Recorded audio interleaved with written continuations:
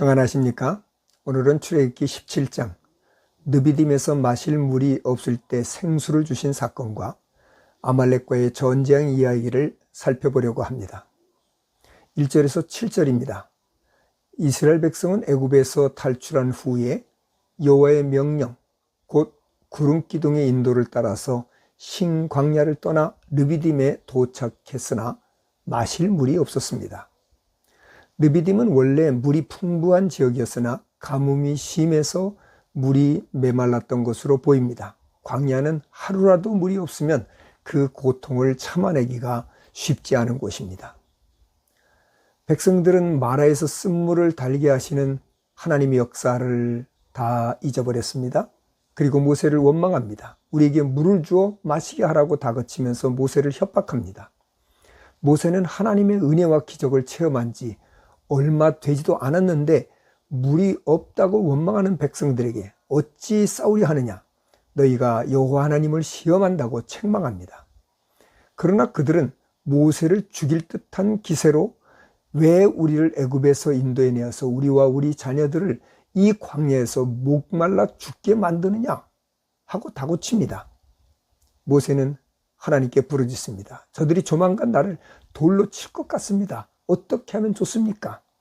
하나님께서는 즉각 응답하십니다.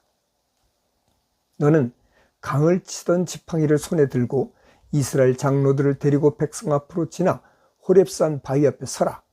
내가 너와 함께 있을 테니 그곳에 바위를 치라. 그곳에서 물이 나올 테니 그 물로 백성들을 먹이라고 하십니다. 모세가 그대로 순종하여 호렙산 바위를 쳤더니 물이 나와서 백성들이 그 물을 마시게 되었습니다. 모세는 그곳을 시련, 유혹이라는 뜻인 맞사라 하기도 하고 말다툼, 쟁투라는 뜻인 무리바라 부르기도 하였습니다. 8절에서 16절입니다. 목마름을 해소하고 하나님의 은혜를 생각하고 있을 때 에서의 손자인 아말렉의 후예들이 이스라엘을 공격합니다. 모세는 여호수아에게 사람을 택하여 아말렉과 전투할 것을 명령합니다. 아말렉은 호전적인 족속입니다. 누가 보아도 승산이 없는 싸움입니다. 이스라엘 백성들은 전쟁을 한 번도 해본 경험이 없었고 무기도 거의 없었습니다. 이것을 모세가 모를 리 없었습니다. 그러나 모세는 전쟁은 여호와께 속한 것을 알았기에 자신은 산 꼭대기에 올라가서 기도할 테니 여호수아에게 전쟁터로 가라고 명합니다. 여호수아를 전쟁터로 보낸 후에 모세가 아론과 갈렙의 아들인 훌을 데리고 산 꼭대기로 올라가 손을 들고 기도합니다.